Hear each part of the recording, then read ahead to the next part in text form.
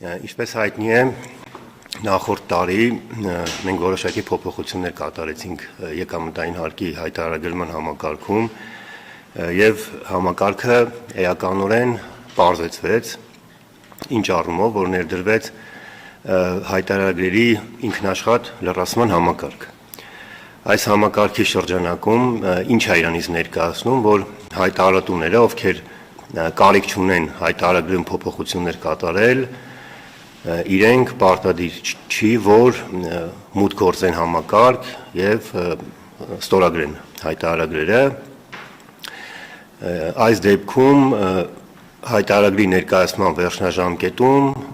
հայտարարագրը համարվում է ներկայացված հարկային մարմին։ Այս շրջանակներում մենք նաեւ սահմանեցինք, որ ընտանիքի անդամների միջև կատարվող փոխանցումները հայտարարագրման ենթակա չեն եւ երկրորդ բանը սահմանեցինք, որ կառավարությունը կարող է սահմանել այնպիսի եկամտի տեսակներ եւ շեմեր, որոնք նույնպես հայտարարագրման ենթակա չեն։ Այս որոշումը վերաբերվում է հենց այդ եկամտի տեսակներին եւ շեմերին։ Հավանության է արժանացել որոշումը 3 կառավարության նիստում եւ որոշումը բաղկացած է 2 հավելվածից, որոնցից առաջինում սահմանված են եկամտի տեսակներ, որոնք առանց շեմի հայտարարագրման ենթակա չեն, օրինակ դրանցից է ստացվող վարկերի գումարները կամ ժառանգության եւ նվիրատվության կարգով ներողություն շեմի սահմաններում է եւ երկրորդ հավելվածը, որով սահմանեցինք այնպիսի եկամուտներ, որոնք որ որոշակի շեմը չգերազանցելու դեպքում միանվագ գործարքների կրկին հայտարարագրման ենթակա չեն։ Այդ եկամուտներից են օրինակ ժառանգության կամ նվիրատվության կարգով ոչ ընտանիքի անդամ հանդիսացող անձանցից ստացվող գումարները կամ ոչ առևտրային կազմակերպություններից ստացվող մինչև 1 միլիոն դրամը չգերազանցող գումարները եւ այսպես շարունակ։ Տեսակները ըստ էության կառավարության որոշմամբ հստակ սահմանված են եւ ըստ անհրաժեշտության մեր քաղաքացիները կարող են ծանոթանալ, թե խոսքը որ եկամտի տեսակներին է վերաբերում։ Կնշեք այս փոփոխության համար ինչն է հիմք հանդիսացել, ինչու որոշեցիք մինչև 1 միլիոն դրամ գումարների փոխանցումը չհայտարարման ենթակա եկամուտների շարքին։ Հիմնական նպատակը համակարգը հնարավորինս պարզեցնելն է եւ մեր քաղաքացիների համար հայտարարագրերի ներկայացման գործընթացում ավելի հեշտ համակարգի հետ շփվելն է։ Եվ այս առումով մեր կարծիքով 1 միլիոն դրամը այն եւ խոսում ենք 1 միլիոն դրամի մասին, դա միանվագ գործարքներն են, եթե 1 միլիոն դրամը գերազանցում է, դա նշանակում է, որ այդ եկամուտները հայտարարագրման ենթակա են,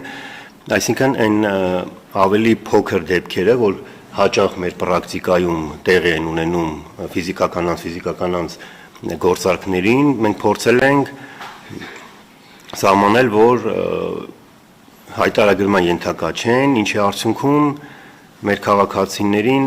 ծանրաբեռնվածությունը համակարգի ավելի հեշտ դարձնելը համակարգն ավելի մաչելի է դառնում քաղաքացիների համար։ Այդ 1 միլիոն դրամը տարեկան կտրված թե ամսական։ Ինքը միանվագ գործարքներին է վերաբերվում։ Տարեկան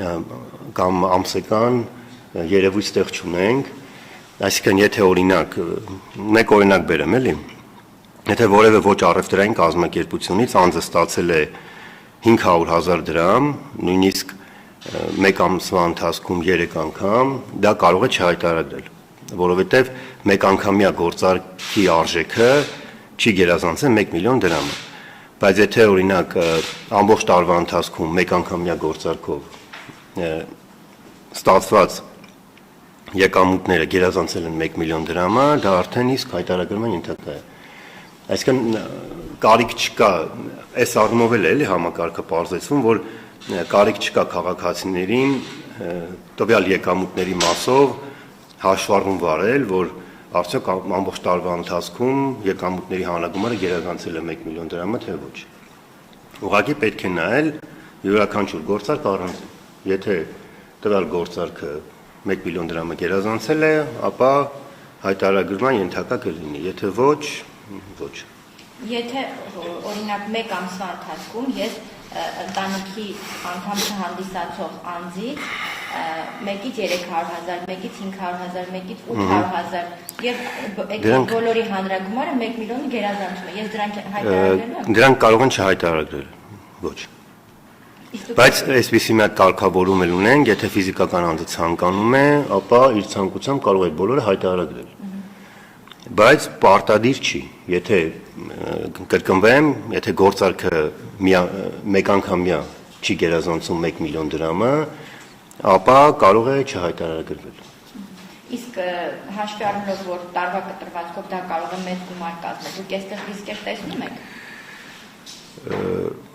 Ռիսկեր որպես այդպիսին ոչ, այստեղ մի կարևոր հանգամանք ես նշեմ, որ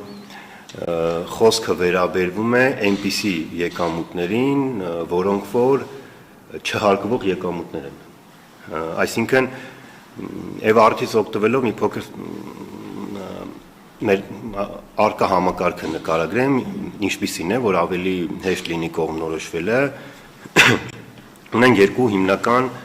եկամուտների տեսակներ։ Եկամուտներ, որոնք որ հարկվող են, այսինքն եկամուտը ստանալուց հարկային պարտավորություն է առաջանում։ Այս կարգավորումները դրանց չեն վերաբերվում։ Այսինքն այն դեպքերում, երբ որ հարկային պարտավորություն պետք է առաջանա, իրանք այդ եկամուտները ցանկացած պարագայում հայտարարման ենթակա են եւ այդտեղից հաշվարկվելու է հարկեր, վճարվելու է։ Երկրորդ մասով ունենք եկամուտներ, որոնցից հարկային պարտավորություններ չեն առաջանում։ Իրենք չհարկվող եկամուտներ են կոչվում։ Այս կարգավորումները վերաբերվում են այդ չհարկվող եկամուտներին։ Մի քանի տեսակներ կնշեք չհարկվող եկամուտ, օրինակ իմ բարեկամը այլ արտերկրից ինձ գումար է փոխանցում, դա է, չգիտեմ, ինչ տեսակներ։ Բազմաթիվ են այդ եկամուտների տեսակները։ Այստեղ որ խոսեցինք, հենց դրանք չհարկվող են, բայց այլ եկամուտներ ունենք, օրինակ նպաստներ, կենսաթոշակներ, ֆիզիկական անձի կողմից այլ ֆիզիկական անձին գույքի վաճառք, օրինակ մեկ անձ իր ավտոմեքենան վաճառում է մեկ այլ ֆիզիկական անձի կամ բնակարանը վաճառում է մեկ այլ ֆիզիկական անձի, այդ բոլորը չհարկվող եկամուտներ են։ Եվ այս մեր կարգավորումները վերաբերվում են հենց այդ տեսակի եկամուտներին, թե որ մասն է դրանցից հայտարարման ենթակա, իսկ որ մասը ոչ։ Այստեղ էլ ինչպիսի համակարգ ունենք, որ չհարկվող եկամուտների մի մասը հայտարարման ենթակա է, անկախ շեմից եւ տեսակից, մի մասը հայտարարման ենթակա չէ, անկախ շեմից եւ եկամուտի տեսակներ շեմի սահմաններում։ Այսինքն պետք է նայել արդյոք այդ եկամուտը այս 3 խմբերի մեջ որտեղ է ներառված։ Իսկ վերահսկող մարմինը բավարար գործիքակազմ ունի, ամեն դեպքում վերահսկելու կամ ուսումնասիրելու, նույնիսկ եթե հայտարարման ենթակա եկամուտները այս դրույթի տակ անցկացնելու ռիսկեր լինեն։ Օրինակ մարդը որևէ հարսանիքին հանդիսավար է աշխատել, կլորի գումար է վերցնում եւ դա օրինակ, չգիտեմ, ներկայացնում է այս մինչեւ 1 միլիոնի տակ։ Այդ խնդիրը այսպես ասեմ, անկախ էս շեմերից մշտապես արկա է եւ այս առումով նաեւ օրինակ հայտարարման համակարգի ներդրման նպատակներից էր, մենք մի քանի տարի առաջ որ համակարգը ներդրեցինք, մի շարք նպատակների շարքում նաև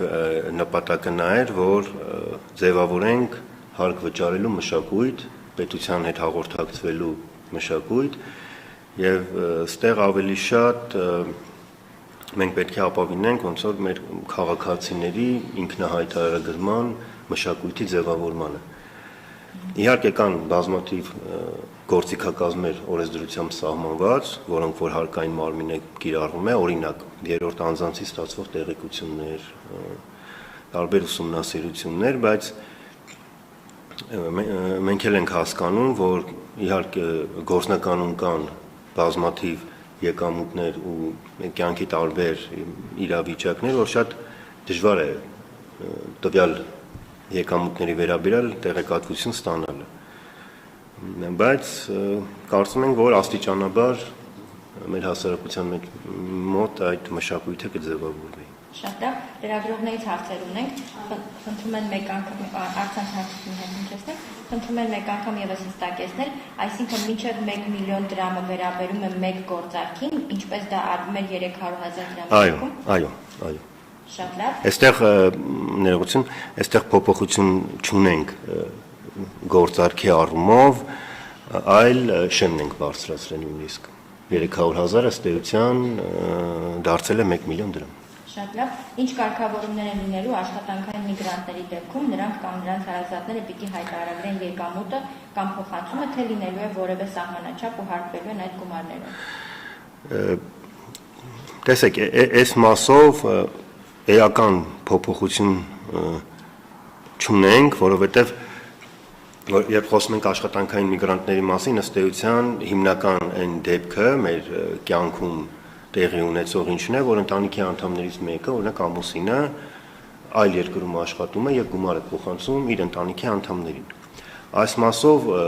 հարկային օրենսգրքով ենք մենք սահմանել եւ նախորդ տարի հոկտեմբերին ընդունված, որ ընտանիքի անդամների միջև փոխանցումները հայտարարագրման ենթակա չեն։ Իրանք ըստ էության նույնիսկ նվազեցվող էին եւ շարունակվում են նվազեցվող համարվել նվիրատվության շուրջ որպես նվիրատվություն ստացվող գումարների շրջանակներում եւ այս որոշմամբ այդ մասով փոփոխություն չունենք, որտեվ արդեն օրենքում դա ամրագրված է, թե ովքեր են համարվում ընտանիքի անդամներ եւ որ ընտանիքի անդամների միջև կատարվող փոխանցումները հայտարարագրման ենթակա չեն։ Շատ